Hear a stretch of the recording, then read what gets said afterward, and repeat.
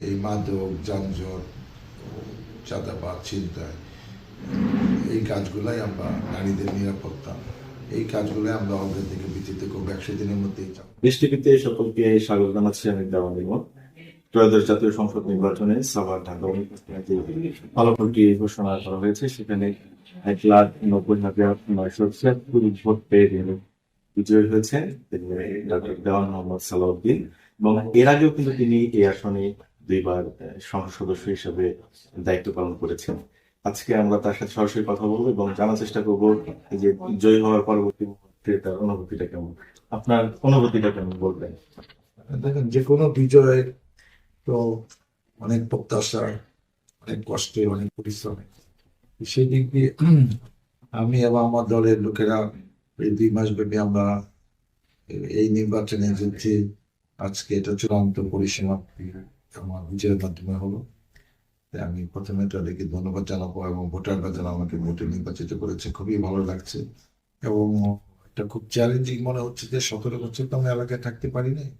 এখন ভোটে নির্বাচিত হওয়ার পরে এখন থেকে মনে হলো যে আমি যে অনেক কিছু প্রতিশ্রুতি দিয়েছি ভোটারদের উদ্দেশ্যে, সেগুলো তো এখন বাস্তবায়নের জন্য আবার মাঠে নামতে হবে কিছুদিনের মধ্যে। তো যাই হোক, আমরা চাই যে ভালো কিছু কাজ করতে হবে, কারণ ভোটারদের আমরা প্রতিশ্রুতি দিয়েছি। ভোটাররা আমাদের কম বেশি বিশ্বাস করেছে, যা প্রতিফলন ভোটের মাধ্যমে হয়েছে।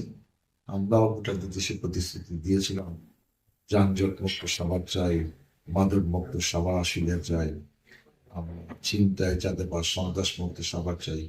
তো এই কাজগুলোকে অগ্রাধিকার ভিত্তিতে নারীদের নিরাপত্তা, সেসব জিনিস যেগুলা আমরা কমিটমেন্ট করেছি সেগুলা বাস্তবায়ন আমি উদ্যোগ নেব, যাতে যে প্রতিশ্রুতি আমি দিয়েছিলাম সেটা আমি যেন লক্ষ্য করতে পারি। যদি বলি যে শুরুতে আপনি কোন কাজগুলো করবেন সেটা যদি বলেন। আমি 100 দিনে একটা কর্মসূচি ঘোষণা করেছি আগেই, যেটা আজকের থেকেই এটা 100 দিন কাউন্ট হবে। তো সেই আমি যেগুলা বললাম যে এই মাদক, যানজট, চাঁদাবাদ, ছিনতাই এই কাজগুলাই আমরা নারীদের নিরাপত্তা এই কাজগুলাই আমরা অগ্রাধিকার ভিত্তিতে 100 দিনের মধ্যে এই 4-5টা কাজ আছে। আরো কয়েকটা আছে কিন্তু সেটা ইম্পর্টেন্ট না। আমি এই কয়েকটা এবং আরেকটা আছে 100 দিনের মধ্যে, এই যে ফুটপাথ থেকে হকারদেরকে সরিয়ে আমরা ফুটপাথে ক্লিন করবো, এবং প্রয়োজন হলে যদি সুযোগ থাকে তাদেরকে অন্য কোথাও পুনর্বাসন করার চেষ্টা আমার থাকবে। এই যে প্রায় 2 লাখ মানুষ আপনাকে ভোট দিয়েছেন, নির্বাচিত করেছেন, যারা এই তফসিলের পর থেকে যারা অক্লান্ত পরিশ্রম করেছেন, সেই মানুষদের জন্য কি বলবেন? না, তারা যেহেতু কষ্ট করেছে, পরিশ্রম করেছে, আমাকে ভোটের মাধ্যমে এলাকায় কাজ করার সুযোগ দিয়েছে, তাদের তো একটা অগ্রাধিকার থাকবে, এবং তারাও যেন মানুষের জন্য কাজ করে। পেপসোডেন্ট চার্মিচেক 12 ঘন্টা জীবাণুদের সাথে লড়াই করে দিবে ক্যাবিন থেকে সর্বাধিক সুরক্ষা। মানুষের কাছে আমাকে রাখতে পারে, তারাও থাকতে পারে, সেটাও যেমন তাদের একটা উদ্দেশ্য থাকবে। এবং আমরা যেন দলের মধ্যে আরো সাংগঠনিক দক্ষতা এবং নতুন নেতৃত্ব যারা ইলেকশনে কাজ করে আমাদের নজর কেড়েছে, তাদেরকে আমরা আগামীতে ভালো ভালো জায়গায় দেওয়া আমাদের চিন্তা। এক কথা আমি যেহেতু বলতে চাই যে যে কোনো যুদ্ধে জয়ী হতে হলে যেমন একদম দক্ষ একটা মানে যারা যুদ্ধে অংশগ্রহণ করবে সেরকম সেনাবাহিনী দরকার। এই দলকে আগামীতে যে কোনো আন্দোলন সংগ্রাম, যে কোনো স্থানীয় পর্যায়ে নির্বাচনে জিততে হলে দলকে আরো সংগঠিত করতে হবে, এবং সেই চেষ্টা এখন থেকে আমরা যাবো। যখন সরকারে গেলে হয় কি, দলের প্রতি নজর দেওয়া হয় না, তখন ব্যক্তিগত কাজে আমরা বেশি ব্যস্ত থাকি, আমরা সুযোগ সুবিধা এবং বিভিন্ন রকম ব্যাপার নিয়ে এত ব্যস্ত থেকে দলের দিকে নজর দেওয়া হয় না। কিন্তু আবার ইলেকশনের সময় কিন্তু দলের উপরে আমাদের ভরসা করে। সেই কাজগুলো আমরা এবার আন্তরিকতার সাথে এবং পরিকল্পনা মাফিক করতে চাই, যাতে দল যেন যে কোনো মুহূর্তে ইলেকশনে এবং যে কোনো আন্দোলন সংগ্রামে দক্ষতার সাথে ভূমিকা রাখতে পারে। শেষ প্রশ্ন, আপনি 17 বছর এই সাভার থেকে দূরে ছিলেন। সেই সময় 17 বছর আগে যখন আপনি এখানে সাংসদ ছিলেন, তখন আপনার একটি স্বপ্ন ছিল, যে স্বপ্নটি হয়তো এই 17 বছরে সেটি বাস্তবায়িত হয় নাই বা প্রতিফলিত হয় নাই। এখন আপনি কেমন সাভার এই সাভারবাসীকে উপহার দিতে চান?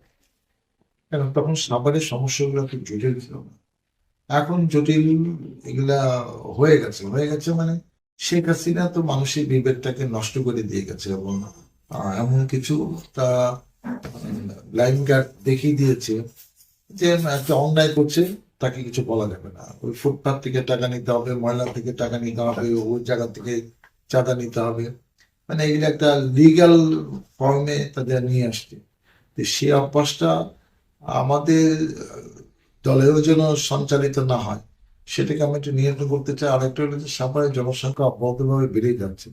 তো এই বিভিন্ন ডিস্ট্রিক্টে এই লোক যে সাভারে এসে ভোটার হয়েছে এবং তাদের নানা রকম সমস্যা, তো একজন এমপির কাছে এত তাদের এক্সপেকটেশন আর ডিমান্ড থাকে যে, এই সাভার এলাকায় একজন এমপি সব কাজ করে জনগণকে সন্তুষ্ট করা, এটা বিশাল একটা চ্যালেঞ্জ।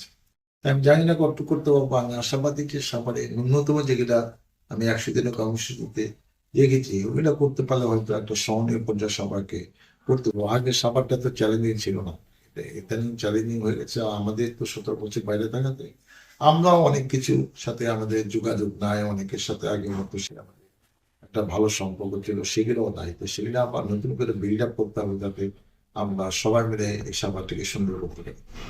দেশ টিভিকে সময় দেওয়ার জন্য আপনাকে অসংখ্য ধন্যবাদ এবং দেশ টিভির পক্ষ থেকেও আপনার জন্য অভিনন্দন। দর্শক যারা এখন আমাদের সঙ্গে ছিলেন তাদেরকে অসংখ্য ধন্যবাদ। দেখা হবে আবার পরবর্তীতে অন্য কোনো অতিথির সাথে।